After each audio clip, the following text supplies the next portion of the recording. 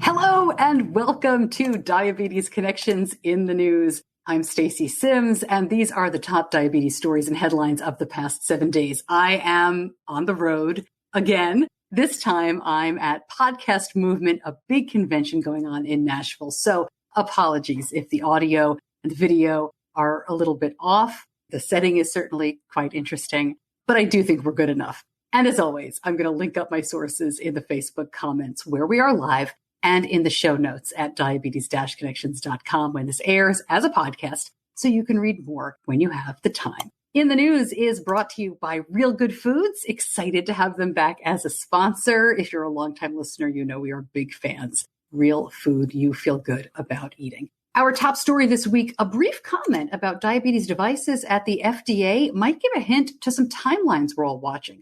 FDA Center for Devices and Radiological Health head Jeffrey Shuren said COVID-19 remains a source of uncertainty. He says the goal is to be back to normal as we roll into 2022, but there are a lot of variables that could impact that. Don't know if we'll get hit with another tsunami of submissions for full marketing authorization for a lot of the COVID products. Getting back on track, everything is moving for the diabetes submissions. Products in front of the FDA expected by year's end, Medtronic's 780G, and Zeus CGM, that's a Medtronic product also, the Insulet, Omnipod 5, Tandem's bolus by phone, and it is expected that Dexcom's G7 will be submitted soon. The FDA did clear one diabetes product this past week, Abbott's Freestyle Libre 2 iOS app.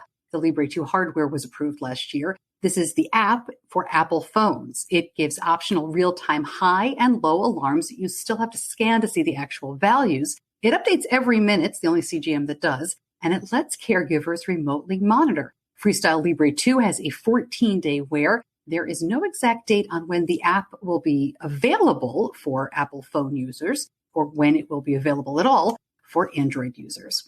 Other side of the coin for Abbott, they will pay $160 million to resolve claims that two of its units submitted false claims to Medicare. The Justice Department said free glucose monitors were provided to get patients to then order more testing supplies, and the company routinely waived co-payments. They were also accused of charging Medicare for ineligible patients and for more than 200 patients who were actually dead. Back to the FDA, for the first time, they are allowing a less expensive brand name insulin to be substituted for the original. Semglee, approved last year, is basically the same as Lantus, but it is less expensive. Semglee is now the first ever to earn the interchangeable designation trusted source, meaning it's fully approved to be substituted for Lantus at the pharmacy. No need to get permission from the doctor. This is the second copycat of Lantus. The first was Lilly's Basaglar, launched in 2016. There is some new branding and labeling needed here, so expect a relaunch of Semglee by the end of this year. It's good to know, though, the pens are a little different, even if the insulin in them is the same. So it is always a good idea to know what your doctor is prescribing and what your pharmacist is giving you, even if it costs less. Big new study focusing on children and teens with type 2 diabetes, showing how different the disease can be in younger people. The studies published in July in the New England Journal of Medicine showed that within 15 years of a type 2 diabetes diagnosis, 60% of participants had at least one diabetes-related complication. Nearly a third of participants had two or more. These Texas researchers call it astonishing. They say it appears type 2 in kids is much more aggressive than in older people. These researchers say more treatment options are needed for younger people because lifestyle changes don't seem to be enough. The study also showed a lot of families don't have regular access to medication or healthcare providers. They say it was a diverse study representative of teens and kids in the U.S.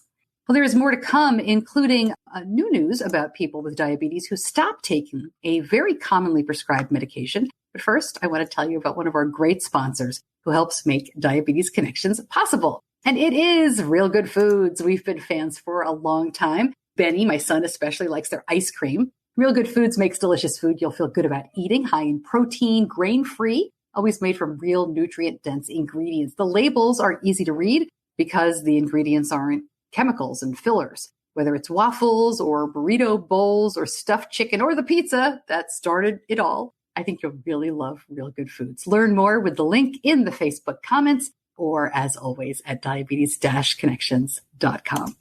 Back to the news now. Interesting research using artificial intelligence to catch diabetes eye issues earlier when they're easier to treat. Changes in the blood vessels in the retina cause diabetes retinopathy, the most common diabetic eye disease and a leading cause of blindness in U.S. adults. There are several studies and institutes looking at the use of AI here, but these folks at the Indiana University School of Optometry say they are using information that is often ignored for diagnosis, and it's making a big difference here. National Institutes of Health National Eye Institute funded the work. Nearly half of adults prescribed metformin after a new diagnosis of type 2 have stopped taking it by 1 year. The fall off is actually most dramatic during the first 30 days. These researchers say it didn't matter how long the prescription was written for. Most who discontinued still had A1Cs high enough to still need glucose-lowering medication. They say, as physicians, quote, a lot of times we're quick to prescribe metformin and forget about it. Physicians might write a script for 3 months and 3 refills and not see the patient again for a year, they say.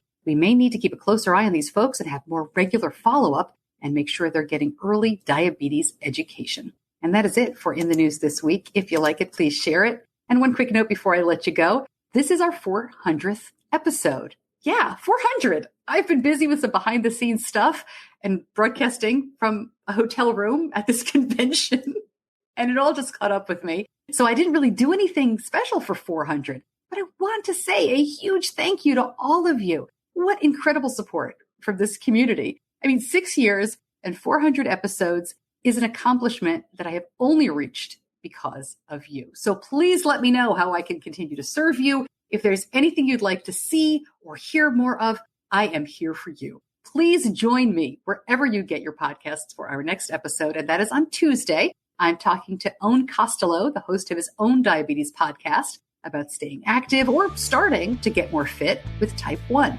And this week's interview, the one that's out right now, is a look at the features of Omnipod 5, the newest hybrid closed-loop system in front of the FDA. Thank you so much for joining me, everybody. And I will see you soon back in the home studio. Diabetes Connections is a production of Stacey Sims Media. All rights reserved, all wrongs avenged.